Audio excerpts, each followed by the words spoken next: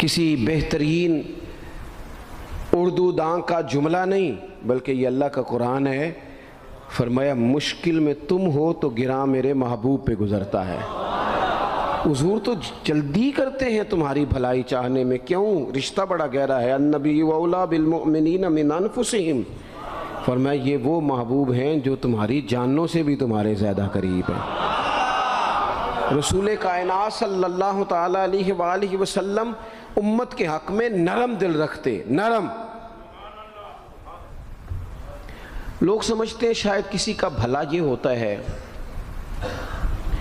اس کو 4 پیسے دے دیے جائیں، شاید اس کا بھلا یہ ہے کہ اسے نوکری پہ لگوا دیا جائے، شاید بھلا یہ ہے کہ اس شخص کو اگر کسی وہ مشکل میں آ گیا ہے تھانے کچہری کے معاملے میں تو وہاں اس کو سہولت دلا دی جائے، آسانی کر دی جائے، کسی کو مضبوط کر دیا جائے، تو یہ اس کے ساتھ بھلائی ہے۔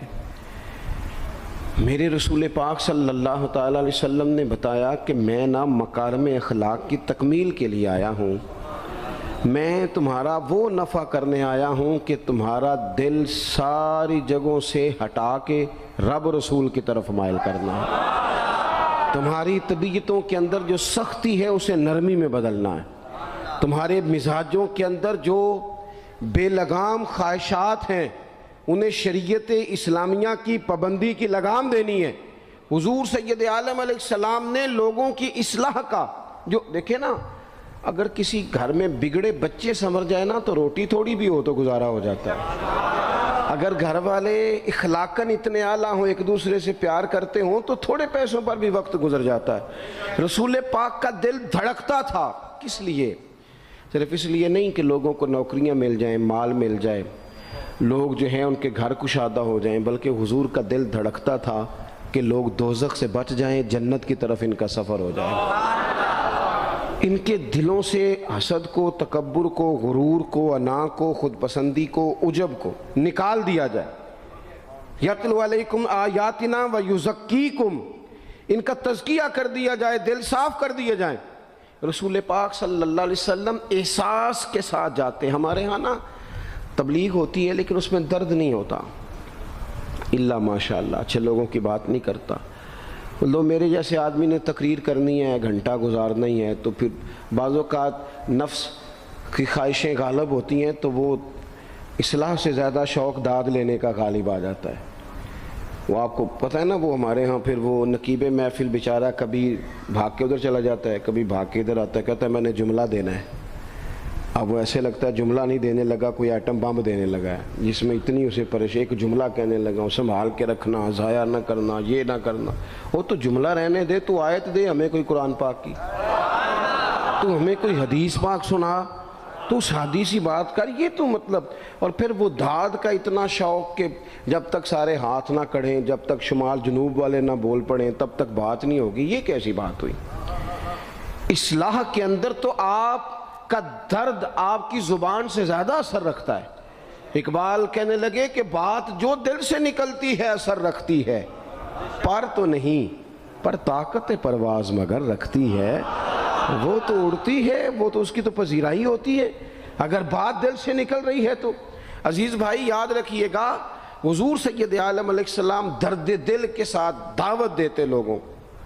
10 دن حضور نے طائف میں قیام کیا ہے، ایک بندے نے بھی کلمہ نہیں پڑھا، الٹا انہوں نے روڑے مارے، تکلیف دی۔ حضور واپس آ رہے ہیں، صحابی ساتھ ہیں، باغ میں بیٹھ گئے، اتنی صحت مبارک پر انہوں نے معاذ اللہ تعالیٰ سنگ باری کی کہ خون مبارک بہہ رہا ہے، فوراً عرض گزار ہوئے، یا رسول اللہ صلی اللہ علیہ وسلم آپ دعا کر دیں یہ تباہ ہو جائیں۔ فرشتہ بھی حاضر ہو گیا، حضور آپ دعا کریں یہ تباہ ہو جائیں۔ لیکن محبوب کے دل میں نرمی ہے نا امت کے لیے، اگرچہ یہ ساری امت دعوت ہے اس وقت، پر اس وقت بھی نرمی ہے۔ محبوب کریم علیہ السلام نے ہاتھ اٹھائے، صحابی کہتے ہیں میرے دل میں خیال آیا اب یہ تباہ ہو ہی، میری طرف دیکھیں جی، اب یہ تباہ ہو ہی جائیں گے، اب کوئی نہیں بچا سکتا انہیں تباہ ہونے سے۔ لیکن حضور نے کیا کہا اے اللہ انہیں ہدایت دے دے، انہیں پتہ ہی نہیں یہ کیا کر رہے ہیں۔ فوراً عرض کی یا رسول اللہ ایک نے بھی کلمہ نہیں پڑھا، ایک نے بھی کلمہ نہیں پڑھا۔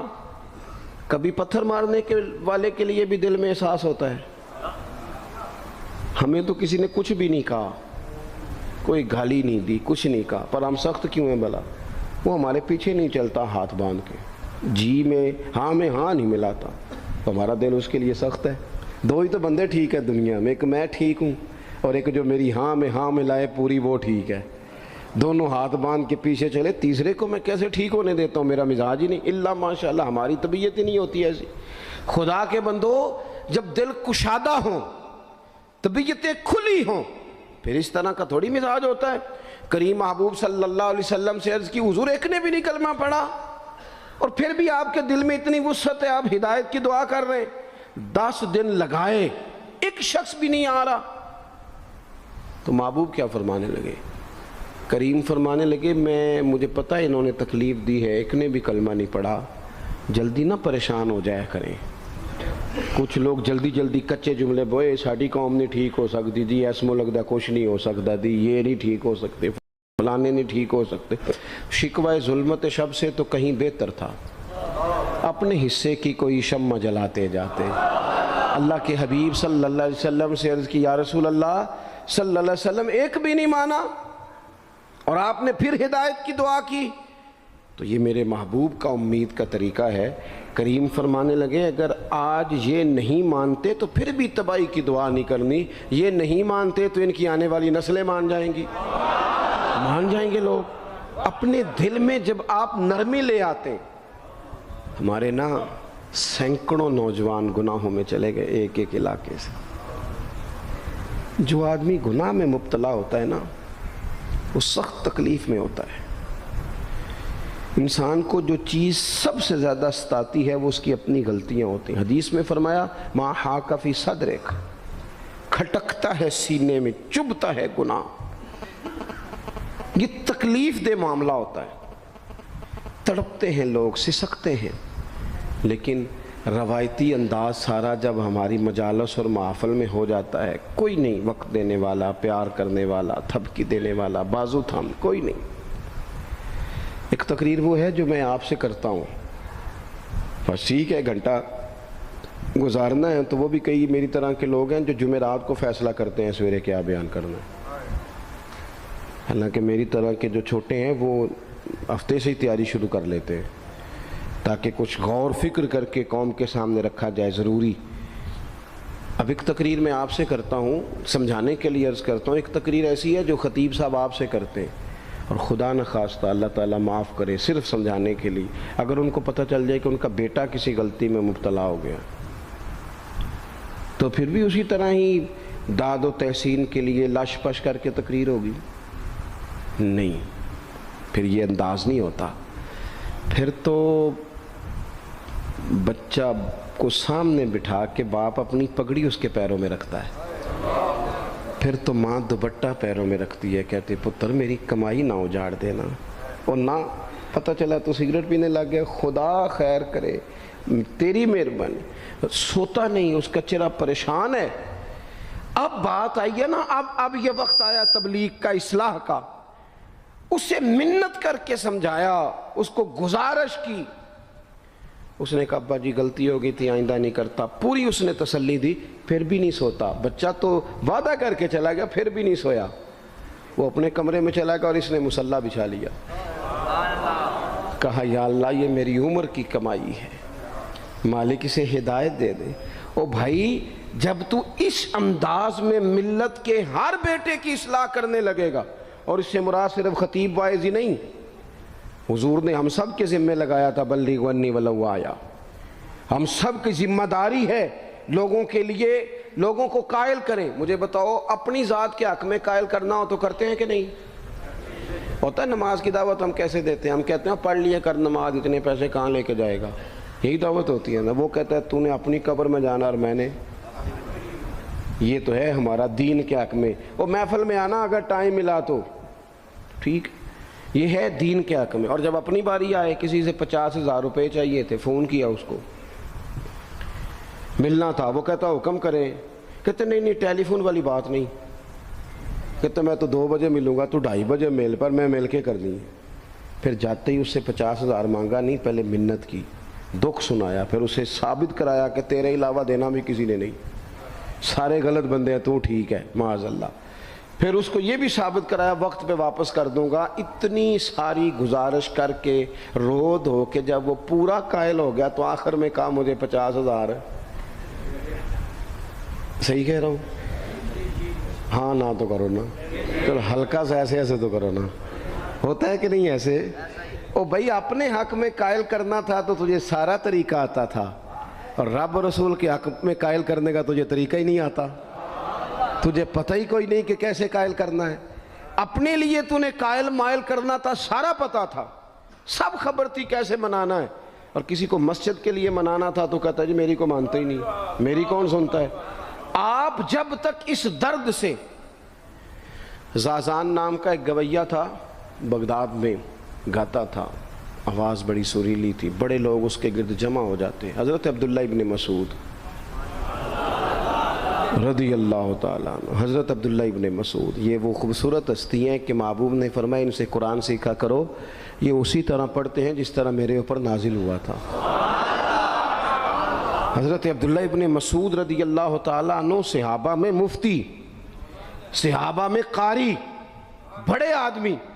حضرت عبداللہ ابن مسعود ایک دن گزر رہے تھے کسی مقام سے جہاں بھی وہ رہتا تھا، تو وہاں اللہ معاف فرمائے گانے بجانے کی مجلس سجی ہوئی تھی، وہ گا رہا تھا، آپ گزرے تو کانوں میں ہلکی سی آواز گئی، قریب ایک شخص سے پوچھا یہ کون ہے، کس کی آواز ہے؟ کہا حضرت یہ زازان نام کا ایک گویہ ہے۔ وہیں کھڑے کھڑے درد سے کہنے لگے کتنی سونی آواز ہے، کاش یہ قرآن پاک کی تلاوت کرتا، اتنی خوبصورت آواز ہے، کوئی تو ہو نا جو اس درد سے بات کرے، کاش یہ قرآن پاک پڑھتا۔ اور پھر دعا مانگتے آگے تشریف لے گئے۔ وہ جوان تھا، فارغ ہو کے باہر نکلا، لوگوں کا رش تھا، ایک شخص نے اسے روکے، کہا زازان ادھر آ، پتہ آج کیا ہوا؟ کہا جناب کیا؟ کہنے لگے جانتے ہو حضرت عبداللہ ابن مسعود کو؟ کہا جانتے ہیں۔ فرمایا وہ صحابی رسول صلی اللہ علیہ وسلم آج گزرے، تیری آواز ان کی سماعتوں سے ٹکرائی تو فرمانے لگے کاش یہ قرآن پاک پڑھتا۔ کہنے لگا صحیح بتاؤ انہوں نے میرا نام لیا ہے؟ صحیح بتاؤ میرے لیے کہا انہوں نے؟ میرے جیسے شخص کے لیے؟ میں سوچ بھی نہیں سکتا، میں کہاں وہ کہاں، میرا نام لیا ہے؟ کہاں؟ تھوڑی دیر رکا، چند لمحوں پتہ نہیں سوچے کہاں کہاں کا سفر کر کے آئیں، وہ ساری سوچیں درد بن کے آنسو بنی، اور پھر آنسو داڑھی پہ ٹپکے، چہرے پہ آئے۔ پھر لوگوں سے پوچھنے لگا گھر کا پتہ بتاؤ گے؟ کہا وہ فلاں جگہ پہ موجود ہیں۔ دوڑا گیا، دروازے پہ دستک دی، حضرت عبداللہ ابن مسعود آئے، کہا کون ہو بیٹا؟ کہنے لگے حضور میں وہی ہوں جس کے بارے میں آپ نے کہا تھا کاش یہ قرآن پڑھتا، میں آ گیا ہوں، پڑھا دے مجھے قرآن پاک، پڑھا دے۔ کوئی بیٹھا ہوا مجھے دور دعا دیتا ہے، میں ڈوبتا ہوں پر سمندر اچھال دیتا ہے۔ کسی سے تو آپ پیغام حق کہیں، کسی کو تو دعوت خیر دیں، یہ سب سے بڑا بھلا ہے۔ اگر کسی بد اخلاق کو با اخلاق کر دو گے نا، اس کی بیوی سکون میں آ جائے گی، اس کی ماں آرام سے سونے لگے گی، اس کا باپ کہے گا وہ حد ہو گئی، میرا پتر ٹھیک ہو گیا ہے، تمیز سے بات کرنے لگا ہے۔ بچے پریشان ہوتے ہیں، بچے، میں بیٹھا تھا کھانا کھا رہا تھا گھر میں، تو میرے گھر والے کہنے لگے مدرسے کا کوئی بچہ باہر ہے، بڑا سخت رو رہا ہے۔ میں نے کہا بلاؤ، کسی استاد نے ڈانٹ دیا ہوگا، تو بچہ میرے پاس ہے تو اس کا وجود کانپ رہا تھا۔ میں نے کہا پتر کیا ہوا؟ کہنے لگا پیر صاحب وہ میری امی تے ابو کار فیر پہ لڑ دینے، کرو فون آیا ہے۔ تو میں نے کہا بیٹا پریشانی کی کیا بات ہے؟ کہنے لگے بڑی سخت لڑائی ہوتی ہے، میرے والد میری اماں کو مارتے ہیں، پھر ہم سارے بہن بھائی نا چار پنجوں کے نیچے چھپتے ہیں، تو وہ دور ہے، اس وقت تو 1.5 گھنٹے کا فاصلہ ہے، دور ہے میرا گھر، پر پتہ نہیں ہمارے گھر کیا ہو جائے گا۔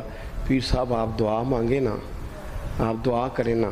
اس بچے کی کیفیت اور اس کے اوپر چھائی ہوئی آزمائش اور اس کے طبیعت میں اسے دیکھ کے میرے آنسو نکل گئے۔ کچھ دنوں کے بعد میں نے اس کے باپ کو بلایا، میں نے کہا خدا کے بندے، تیری انا اور تیری بیوی کی انا اتنی سخت ٹکراتی ہے کہ تیری اولاد پیس کے رہ گئی، کاش تو رسول اللہ کی اس صفت سے آگاہ ہوتا کہ خدا کے بندوں کو معاف کر دو، اللہ تمہیں معاف فرما دے گا۔ کاش تمہارے اندر وہ کیفیات ہوتی۔ تمہارے بچے میلوں دور رہ کے بھی تڑپتے ہیں کہ جانے گھر میں، کیوں؟ اس لیے کہ گنجائش نہیں دلوں میں، کوئی اخلاقی تعلیم نہیں۔ ہم نے اپنے گھروں کو خود اپنے ہاتھوں سے اتنا آزمائش کا گھڑا بنا لیا ہے، لڑائیاں، جھگڑے، مصیبتیں۔ کیوں؟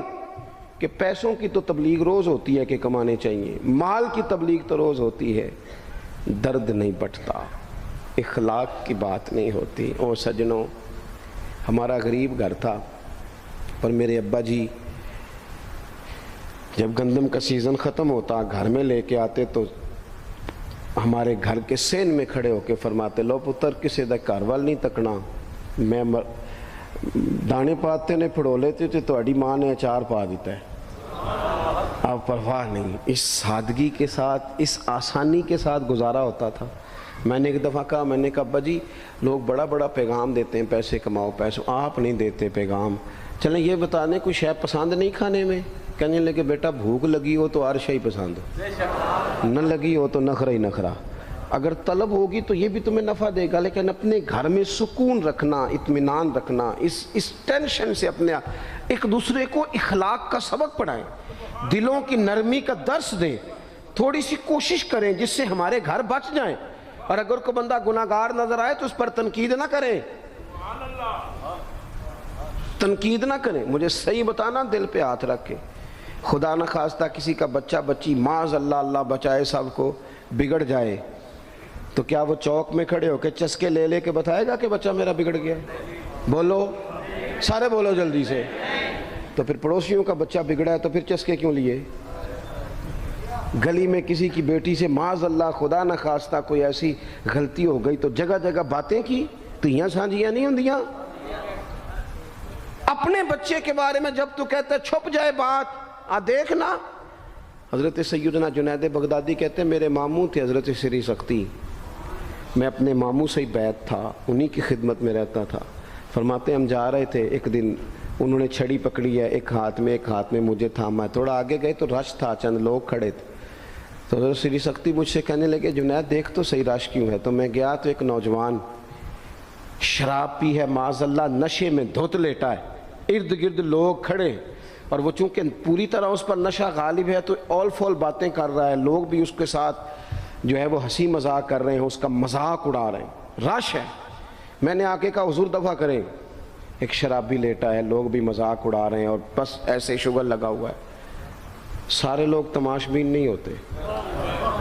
ہاں حضرت فرمانے لگے نہیں جنید ایسے کیسے چلے جائیں، چل نہ مجھے لے چل۔ کہتے ہیں بوڑھے شیخ، ہاتھ میں نے تھاما تو وہاں لے گیا، حضرت نے لوگوں کو ڈانٹا چلو دوڑو۔ پرانے زمانے میں لوگ بزرگوں کی حیا کرتے تھے، سب لوگ وہاں سے چھٹ گئے۔ کہتے ہیں مجھے فرمانے لگے جنید جا پیالے میں پانی لا۔ کہتے ہیں میں ایک پیالے میں پانی بھر کے لایا، انہوں نے اپنے بوڑھے ہاتھوں سے اس کا منہ دھویا، اس کے چہرے پہ پانی ڈالا، اس کا منہ صاف کیا، پھر اسے کھڑا کیا، اسے گھر بھیجنے کو کہا۔ کہتے ہیں وہ وہیں ایک کونے میں سائیڈ پہ ہو گیا تو حضرت نا منہ دھو کے نا تھوڑی دیر چپ کر گئے، پھر 2-3 لمحے گزرے تو ان کی آنکھوں میں زور زور سے آنسو ٹپکے اور ہاتھ اٹھا کے کہنے لگے مالک میں تیرا کمزور بندہ ہوں، میں منہ دھو سکتا تھا، میں دل تو نہیں نہ دھو سکتا، جو میرے اختیار میں تھا میں نے کر دیا، باقی تو مقلب القلوب ہے، کر نہ کرم۔ یہ کسی ماں کا بیٹا ہے، کسی خاتون کا شوہر ہے، او بھائی جو نشے پہ لگ جائیں ان کے بچے باپ کے ہوتے ہوتے یتیموں جیسی زندگی گزارتے ہیں، لوگوں کے مانگ کے کپڑے پہنتے ہیں۔ کسی نے کہا تھا اگر دشمن سے زیادہ بدلہ لینا ہو تو اسے قتل نہ کرو، نشے پہ لگا دو۔ معاذ اللہ، اتنا لوگوں نے، کتنا عام نشہ ہو گیا۔ کہا اللہ میں نا منہ دھو سکتا ہوں، دل نہیں، دل تو دھو سکتا ہے، دھو دے۔ کہتے ہیں یہ کہہ کہ حضرت اٹھے تو میں نے عرض کی حضور ویسے منہ دھویا کیوں آپ نے؟ تو فرمانے لگے اس لیے دھویا ہے کہ جب تک منہ سے بدبو آتی رہے گی جتنے لوگ سونگتے رہیں گے اس کے شرابی ہونے کے گواہ بنتے رہیں گے۔ میں نے اس لیے دھو ڈالا ہے کہ ہو گئے پیچھے جو ہو گئے مزید گواہ نہ بنے، حضرت سری سختی کہتے ہیں میں نے، حضرت جنید بغدادی کہتے ہیں میں نے اسی رات تہجد کے وقت اٹھ کے حضرت کو وضو کرایا، میں نے ان کا بازو تھاما، میں ہی ان کو مسجد میں لے کے گیا۔ کہتے ہیں جب ہم مسجد میں پہنچے تو وہ کل دوپہر والا شرابی ہم سے پہلے مصلی پہ بیٹھا تھا۔ کہتے ہیں میرے دل سے آوازیں نکل رہی تھی شیخ دیکھ لو پھر مالک کتنا کریم ہے، آپ نے منہ دھو ڈالا تھا، رب نے دل بھی دھو ڈالا، کرم فرما دیا۔ کوئی ہو نا جو ایسا کرے؟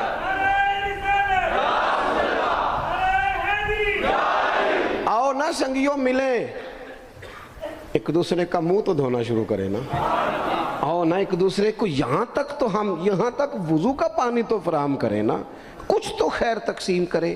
اخلاق کی تربیت کا میں دیکھتا ہوں ہمارے وطن میں اضطراب ہے، بے چینی ہے، اس طرح کا ماحول بنایا گیا ہے کہ لوگ ایک دوسرے کے حق میں سخت ہو گئے ہیں، مزاجوں میں تلخیاں ہیں، لڑتے جھگڑتے ناراض ہوتے لوگ، بگڑتے کوستے ڈانٹتے شکوے کرتے لوگ۔ شکوہ جو ہوتا ہے نا یہ بندے کو بے چین کر دیتا ہے، شکر بندے کو سکون میں مبتلا کرتا ہے۔ شکوے آزمائشیں اپنے دلوں میں وسعت لائیں، ایک دوسرے کو اصلاح کی طرف لائیں، ایک دوسرے کو پیغام دیں، ایک دوسرے کی تربیت کریں، تھوڑا سا حوصلہ، تھوڑا سا صبر، تھوڑی سی گنجائش اپنی طبیعتوں میں پیدا کریں۔ اپنے بچوں پر سب سے زیادہ نگرانی یہ کریں کہ ان کا اخلاقی معیار کیا ہے۔ اگر میں اور آپ خدا نہ خواستہ بچوں کو صرف یہ تربیت دیں گے نا کہ وہ پیسہ پیسہ پیسہ پیسہ، شادیاں بھی پیسے دیکھ کے کریں گے، تو یاد رکھنا پھر ایک دن وہ یہ بھی کہیں گے کہ ابا کاش تو کو ڈھابے کا کام کرتا تو آج ہمارے پاس بھی پیسے ہوتے۔ پھر باپ سے بھی پیسوں کا ہی مطالبہ ہوگا، پھر لوگ ماں باپ بھی پیسوں کے لیے چھوڑ کے چلے جاتے ہیں۔ پھر جب آپ نے تربیت ہی جس چیز کی تھی تو نتیجہ بھی تو وہی برآمد ہوگا۔ یہ تو نہیں ہو سکتا کہ بندہ بیج کوئی اور لگائے اور درخت کوئی اور نکلے، یہ ہو نہیں سکتا۔ اگر ہم اپنے باپ سے روز جھگڑا کریں گے 5 مرلے کے لیے تو یاد رکھنا پھر ہمارا بیٹا 1.5 مرلے کے لیے بھی جھگڑا کرے گا، پھر معاملہ اس طرح کا مرتب ہوگا۔ ایک دوسرے کو اخلاقی پیغام دینا ضروری ہے۔ آخری بات آپ کی خدمت میں یہ عرض کرنی ہے اور یہ میری خواہش ہے کہ آپ اس پر زیادہ توجہ کریں گے انشاءاللہ۔ آپ سارے ویڈیو بنائیں، مجھے کوئی اعتراض نہیں، پر مہربانی کریں دیکھیں تو میری طرف نہ۔ جب آپ لائیو چلاتے ہیں تو پھر اسی کو دیکھتے ہیں، وہ پھر کہتا ہے کہ یہ کمنٹس آ گیا تو دوسرا آ گیا۔ اللہ کرے میری بات آپ کے دل میں اتر جائے، آپ تھوڑی سی توجہ کریں۔ میں کیا عرض کرنا چاہتا ہوں، غور کریں میرے بھائی۔ ملک میں نا مہنگائی تیزی سے عروج پکڑ گئی ہے، اور مہنگائی جب ہوتی ہے نا تو امیروں نے تو مال بیچنا ہوتا ہے تو ان کا دگنا ہو گیا تو وہ تو اور امیر ہو گئے، تو غریبوں کے لیے مشکلات بڑھ گئی ہیں۔ جو طبقات بیچارے تنخواہ دار تھے، کمزور تھے، میری طرف دیکھیں جناب، وہ اور کمزور ہو گئے۔ ہمیں زیادہ تو نہیں لیکن اتنا ضرور کرنا چاہیے۔ یہ قرآن پاک دے دیں جی، جی مجھے دے دیں، لے لیا تشریف رکھیں آپ۔ عزیز بھائی تھوڑا سا نا، زیادہ نہیں، 3 لوگ مل کے ایک غریب آدمی کا خیال تو رکھ ہی سکتے ہیں نا، لیکن غریبوں سے بھی عرض کروں گا سہارا بندوں کو نہیں بنایا کرتے، سہارا رب رسول کو بنایا کرتے۔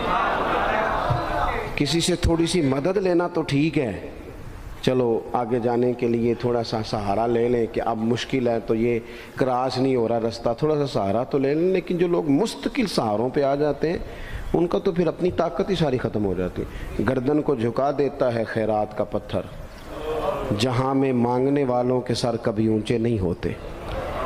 تھوڑی سی ہم نے ایک دوسرے کی مدد کرنی ہے۔ جو لوگ زیادہ مالدار ہیں ان سے میری گزارش ہے کہ تھوڑے سے خرچے کم کر لیں، اپنے ہاتھوں سے تقسیم کریں۔ یہ چھوڑ دیں کہ وہ میرے چچا کے جو بیٹے ہیں وہ میرے ساتھ اچھا سلوک نہیں کرتے، وہ فلانے ہیں، وہ ان کا سلوک اگر وہ کریں گے تو اللہ سے اجر لیں گے۔ آپ اگر ان کو محسوس کرتے ہیں نا وہ غریب ہیں، ماموں کے بیٹے، چچا کے بیٹے، گلی والے، محلے والے، تو تھوڑا تھوڑا کر کے اپنے بھائیوں کی مدد کرنی شروع کریں۔ دیکھو عید پہ کپڑے تھوڑے لے لو نا، ویسے بھی سوٹ کی ضرورت تو صرف عید پڑھنے کے لیے، بعد میں تو کپڑے بدل کے گوشت کرتے ہیں، تو بچے ویسے سوئے رہتے ہیں سارا دن۔ تھوڑی سی نا اپنے اضافی خرچے کم کریں. غربا کی تھوڑی یہ عید گزری تھی نا چھوٹی تو شادیاں شروع ہو گئی تھیں.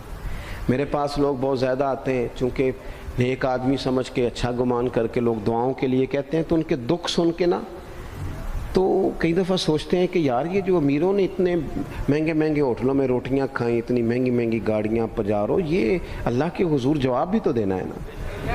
ہم نے ایک دوسرے کا خیال چھوڑ گئے، دو چار باتیں سوچ کے نا، وہ جی اس کے گھر میں 3 لوگ ہیں، کام کیوں نہیں کرتے ہیں؟ خدا کے بندے کرتے ہیں کام، لیکن محنت سے نہیں ملتا، خدا کے فضل سے ملتا ہے. تیرے اوپر فضل ہے، تجھے اب باتیں آتی ہیں، لیکن کئی دفعہ سارے بھی کریں تو رزق جب ہی آتا ہے جب رب چاہتا ہے. ایک تو وہ لوگ ہیں جو ہاتھ پھیلا کے مانگ لیتے ہیں، ایک سفید پوش ہوتے ہیں لا یسألون الناس الحافا، جو لپٹ لپٹ کے سوال نہیں کر سکتے. ان کو دیکھیں، بالخصوص اپنے بہن بھائیوں میں، قریبی رشتہ داروں میں، پڑوسیوں میں تھوڑی تھوڑی لوگوں کی مدد کریں اور اپنے خرچے بتدریج کم کریں. خواہش تو بچوں کی طرح ہوتی ہے، ایک خواہش پوری کریں تو دوسری پیدا ہو جاتی ہے، دوسری پیدا کریں تو 4 خواہشیں اور کھڑی ہیں. یہ نفس تو بچے کی طرح ہے. اپنی خواہشات تھوڑی کم کر کے، یہ حکومتوں سے آپ امید نہ رکھیں. ہمارے ملک میں جتنی سیاسی جماعتیں حکومتیں کر چکی ہیں یا کر رہی ہیں، ان سے کوئی توقع نہیں. یہ بیچارے تو اپنے جھگڑوں سے ہی باہر نہیں آتے، انہیں کیا خبر کہ غریب کہاں بستا ہے. جب تک بندہ وہاں سے ہو کے نہیں نہ گزرتا جو اصل جگہ ہے. تمہیں یہ جو تم اے سی والے کمروں میں بیٹھ کے اور جناب نیسلے کی بوتلیں رکھ کے پریس کانفرنس کرتے ہو، تمہیں کیا پتہ ہو، تمہیں کیا خبر ہو کہ بچوں کی فیس دینی ہو تو بوڑھے ماں باپ پہ کیا گزرتی ہے. تمہیں کیا خبر ہو کہ عید آ گئی ہے تو بوڑھے کس طرح مشورے کر رہے ہیں کہ اگر تیدے کر کپڑے نہ کر لیتے ساس گلہ کرے گی. تمہیں کیا خبر ہو کہ کچھ غریب ایسے بھی ہیں جو بیچارے رات کو مشورہ کرتے ہیں کہ صبح ناشتے میں گھی کہاں سے لانا ہے، بچوں کے پراٹھوں کے لیے تو گھی بھی نہیں ہے، گندم امیر شہر کی ہوتی رہی خراب اور بچی کسی فقیر کی فاقے سے مر گئی. خدا را مہربانی کریں، گنجائش پیدا کریں.